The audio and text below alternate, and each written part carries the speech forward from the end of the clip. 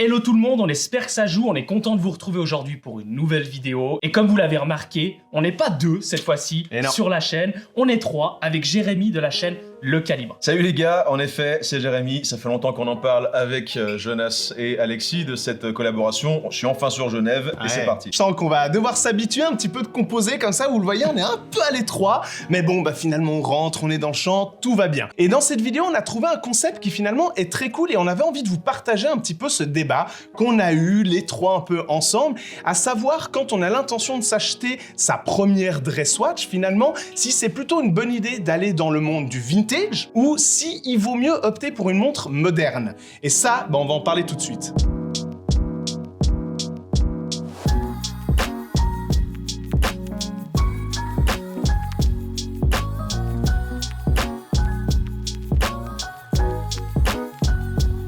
Bon, comme d'habitude sur la chaîne, je pense que le mieux, c'est de parler un petit peu histoire. Alors non pas histoire de manufacture pour le coup, mais l'histoire un peu de cette collaboration qu'on a eue avec justement la chaîne Le Calibre, qui est présent aussi bien sur YouTube que sur Instagram. Et je crois que le mieux pour ça, c'est toi, Jérémy, qui nous en parle un petit peu de comment on s'est rencontrés au début. On s'est rencontrés en 2020 au Geneva Watch Days, si je me trompe pas. C'est ça. Nous avec Théo, la tête pensante de Le Calibre. Vous êtes deux têtes pensantes. On avait déjà ces similarités de voir que c'était un duo et que nous on était un duo principalement. Avec évidemment des lettres précieuses de certains rédacteurs et certains monteurs en plus de ça. On était tombé sur plusieurs vidéos de Watch Arch, on avait été bluffé par la qualité des images. Évidemment. Oh, il est gentil, il veut nous flatter. Et c'est comme ça qu'on s'était contacté la première fois. On était en même temps au Geneva Watch Days 2020, on a profité pour boire un café. On était assez clair sur le fait qu'il fallait qu'on trouve à un moment donné des concepts de vidéos pour faire ensemble. Parce que déjà le défi pour nous tous était très cool à faire. Et puis surtout, il y avait plein de sujets avec nos différentes philosophies, nos différentes manières de faire qui clairement pouvaient se croiser. Aujourd'hui, on va commencer avec une première vidéo et c'est pas pour rien que je vous dis que c'est une première vidéo puisqu'effectivement, il va y avoir une deuxième vidéo qui va être sur la chaîne YouTube Le Calibre avec un tout autre sujet. Donc vous verrez aussi, il faudra être connecté sur la chaîne parce que ça sera une vidéo assez cool. Du coup, on se lance dans le vif du sujet en se penchant donc sur les montres dress watch et on a estimé avec Jonas et Alexis qu'il y avait plusieurs choix au niveau de la dress watch. Les deux principaux choix qu'on a à faire, c'est ou une montre dress watch vintage ou une montre dress watch moderne. Alors, on vous dit pas que quand il a débarqué à Genève hier avec sa montre, on en a déjà pris plein la tronche. Et puis toi, t'as du coup choisi forcément. T'es allé dans ta GGR Lecoultre Master. Oui, vous vous doutez bien que pour faire cette vidéo, il fallait qu'on vous trouve un peu deux montres qui puissent symboliser un petit peu ces deux univers-là. C'est deux dress watch, mais l'une clairement vintage, et vous allez très vite comprendre pourquoi, et l'une résolument moderne. Pour mettre un peu ces deux aspects différents en compétition, j'ai donc choisi de défendre ma montre vintage en or massif, qui est une Vacheron Constantin de 1947. On avait demandé chez Vacheron hier ensemble pour avoir la date exacte de production, parce que je ne l'avais pas sur mes papiers d'authentification. Elle date donc de 1947, entièrement en or, une montre complètement ancrée dans son époque. En face de ça, on a une montre complètement différente qui reste dans le dress watch, qui est donc cette GGR Lecoultre. En l'occurrence, là, c'est l'édition pour le 25e anniversaire de la gamme Master chez GGR Lecoultre. C'est le cadran sectoriel, etc. Je vous la représente pas.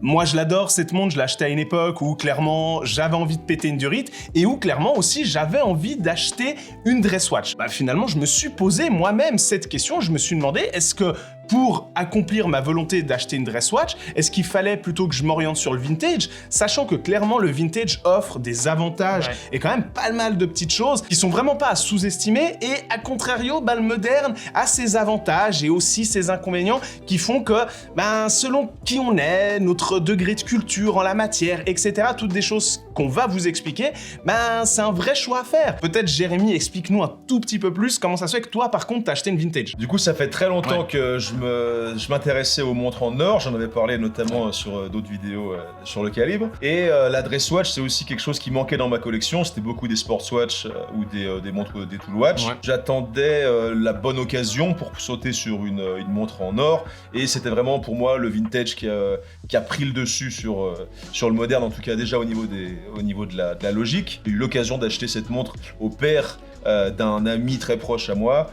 Donc je connaissais la source de la montre, on en reparlera après, mais c'est un des points très importants avec le vintage. C'est vrai, clairement. Comme on dit, c'est un peu l'occasion qui fait le larron, c'est vraiment cette opportunité qui m'a poussé vers cette montre en particulier. Je n'avais pas dans la tête cette Vacheron en précisément, c'est clair. Et maintenant tu l'as, quoi. Et maintenant, c'est hyper cool, parce que moi ça me fait venir justement au premier point, pourquoi ça peut être clairement un avantage d'acheter une montre vintage. Et c'est justement si on veut un modèle en or massif. Parce qu'à un moment donné, si on veut craquer pour une dress watch en full gold, ce qui est comme est le cas de ta Vacheron Constantin, et si on va sur du neuf, dans du dress watch, on sera dans des prix assez souvent stratosphériques. Oui. Par contre, si on va dans du vintage, justement, ça nous offre des possibilités comme justement l'occasion qui fait le larron, la personne qu'on connaît, etc. Et souvent, bien souvent, les modèles full gold sont moins chers vintage que neuf. En plus de ça, historiquement, ça s'explique un petit peu, parce qu'il faut savoir qu'à l'époque, donc quand je vous parle d'époque, c'était peut-être avant les années 70, je crois qu'on est d'accord un peu sur ce chiffre, quand on pensait dress watch, en tout cas quand une manufacture ou une marque pensait montre dress watch, donc montre habillée, oui, c'était une montre en or, soit plaquée or, soit totalement or massif. Comme l'a dit Jonas, c'est vrai que vous pouvez parfois avoir des super occasions pour des montres en or, encore une fois, soit plaquées, soit massif, à des prix vraiment abordables. Alors que, à l'inverse, dans le moderne, si vous voulez une montre dorée, donc plaquée or ou massif, honnêtement, vous allez vraiment devoir débourser de l'argent.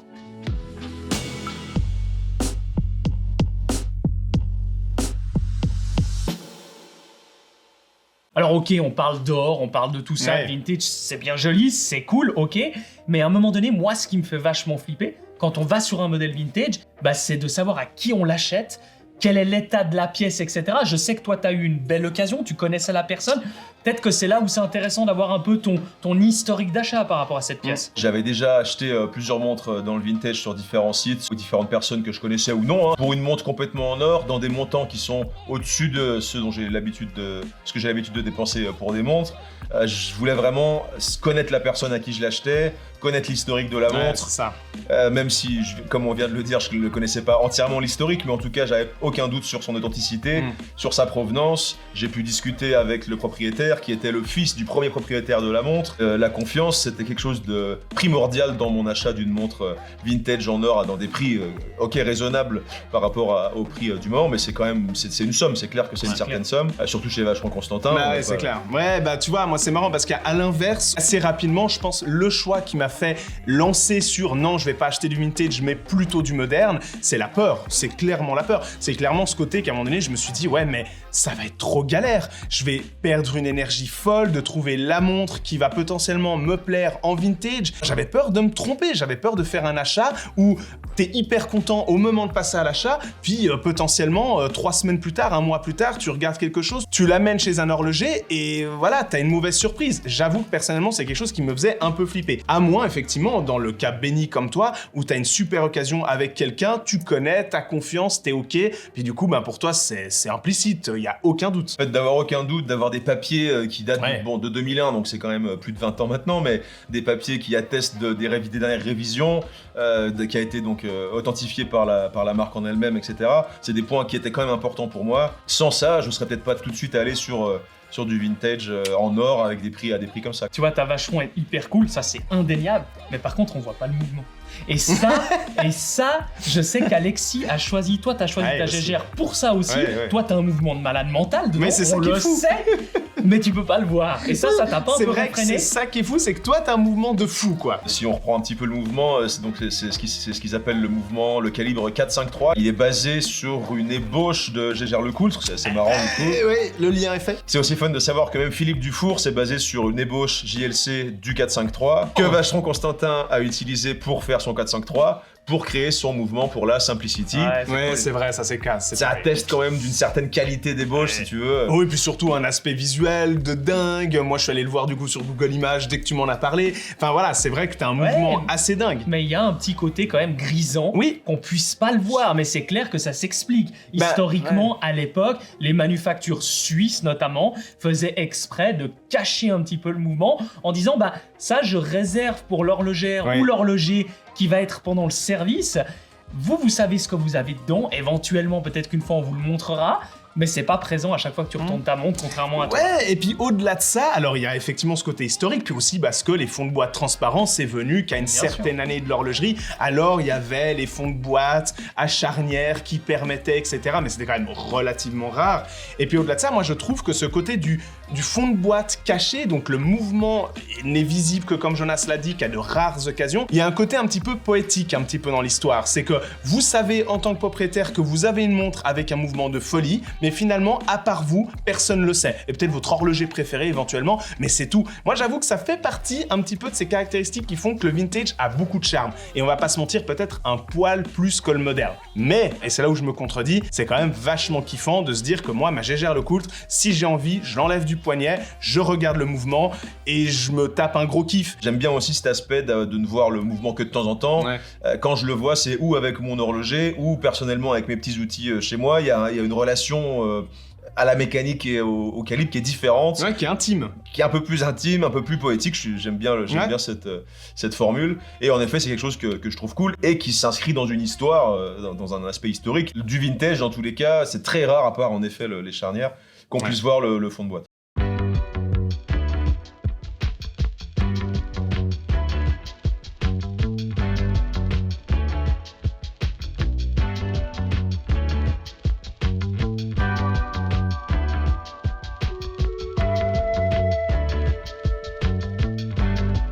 Et tu vois, il y a un truc aussi, perso, que je kiffe beaucoup avec ta Vacheron Constantin, au-delà du fait que c'est marqué Vacheron Constantin sur le cadran, ça aussi c'est très cool, on va pas se mentir, c'est le diamètre. Le fait que ce soit une 34 mm, mais moi j'ai tendance à penser qu'à un moment donné, quand on parle de dress watch, donc encore une fois de montre dite habillée, on parle de petit diamètre. Alors après, le petit diamètre c'est relatif, pour certains ça sera du 34, pour d'autres ça sera du 36, voire éventuellement du 38 mm. Mais à un moment donné, ce que je trouve cool, c'est que quand on veut une montre dress watch et que justement vous êtes un peu comme moi, et que pour vous le dress watch c'est un peu synonyme de petit diamètre, pour le coup, les montres vintage seront peut-être le plus en adéquation avec votre philosophie / votre envie. Parce qu'à l'époque, faut pas se leurrer, quand on parlait de dress watch, on parlait de montres généralement en 34 mm, en 35 mm, et parfois dans des rares exceptions en 36. Là où je rejoins complètement Alexis, c'est que sur sa Gégère Lecoultre, t'es en 39 mm. T'as encore réussi, Ouais, entre guillemets, à échapper au côté moderne de la dress watch. Ouais. Parce que maintenant, ça devient vraiment denrée rare d'avoir des modèles à 39, 38,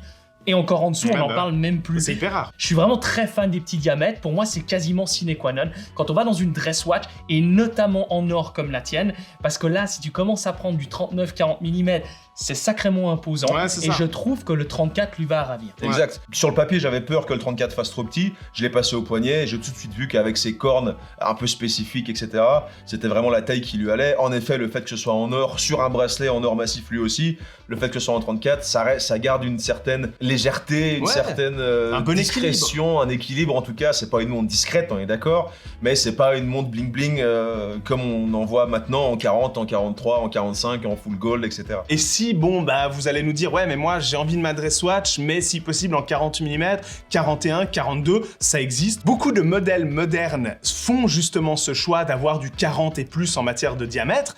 Bah oui, ça existe. Et du coup, bah, forcément, probablement qu'un choix de montre moderne sera beaucoup plus dans votre philosophie à vous. Bon Jonas, du coup, on t'a vu dans les plans prétextes porter la montre de ton frère, mais on est d'accord que ni celle-ci ni celle-là sont des montres qui font partie de ta collection perso. Arrête. Est-ce que, après les discussions qu'on a eues pendant cette vidéo, pendant cette préparation, sur quoi tu plancherais, sur quoi tu flasherais si tu devais choisir une des deux montres? Bah écoute, c'est pas évident parce que il y a une montre vintage full gold, il y a une montre moderne full acier, fond transparent pour l'une, fond plein pour l'autre, un mouvement de malade pour les deux. Bon, c'est moi qui ai Donc, gagné, du coup, vas-y, c'est dis-le tout de suite. j'ai pas fini. Je pense que très honnêtement, je choisirais aucune de vos deux montres. L'enfoiré. Je choisirais aucune de vos deux montres. Pourquoi ? Parce que déjà, elles vous vont vachement bien. Oh. Donc, gardez-les parce qu'elles sont top. Et ça, c'est la petite pommade. Et deuxièmement, parce qu'Alexis et moi, et toi, tu le sais pas non plus, Jérémy, Qu'est-ce mais qui s'est Alexis et passé moi, on a craqué pour une montre vintage. Alors, on est un peu entre les deux montres, Oh là je là, dirais. ouais, On est entre la tienne full gold, donc on garde un petit peu ce côté full gold. On est dans un prix peut-être plus proche de la Gégère d'Alexis. On a un mouvement de malade. Enfin bref, on vous en dit pas plus. Vous allez le savoir assez rapidement sur la chaîne.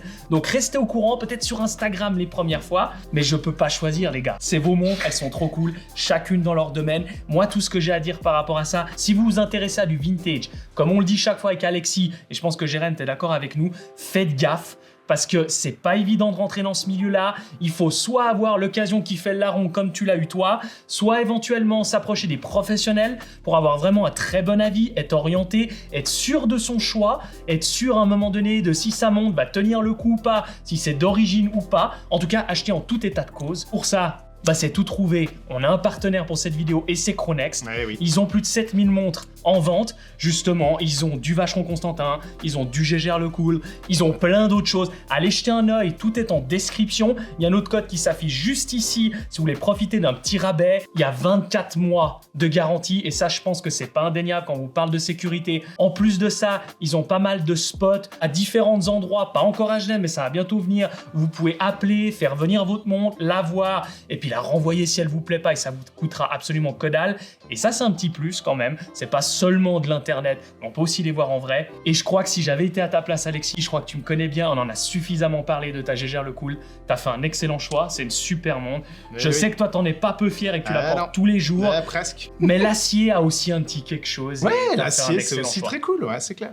Bon, voilà, vous avez compris, on vous a parlé de beaucoup de choses, c'est un débat qui aussi est très très vaste, on pourrait parler des heures de tout ça. Avec ces quelques points qu'on vient de vous parler, on a couvert un petit peu l'ensemble du sujet, en tout cas la manière dont nous on l'a vécu, la manière dont nous on le pense, c'est aussi très subjectif, comme à chaque fois, nous on est très contents. Franchement, c'était très cool de filmer cette superbe Vacheron Constantin vintage de 1947. Enfin voilà, rien que le fait de se dire que cette montre, elle est aussi vieille que ça, c'est complètement taré. Moi, c'était très cool aussi de revoir en images ma Gégère Le Coultre. Vous savez à quel point je l'aime et ça fait plaisir de la revoir en image dans une vidéo. C'était une super expérience. Merci Jérémy d'être venu sur la chaîne, c'était depuis le temps qu'on en parlait. C'est cool d'avoir pu faire ça. Merci de l'accueil, c'était hyper cool. Ouais, et restez attentifs sur les réseaux, donc Instagram et YouTube de la chaîne Le Calibre, parce qu'on vous l'a dit en début de vidéo, il va y avoir une deuxième vidéo sur un tout autre sujet qui lui aussi sera très très chouette. Et ouais, franchement, on compte sur vous pour aller regarder cette vidéo aussi. Et comme d'habitude, n'oubliez pas de liker cette vidéo, de partager cette vidéo pour tous les fans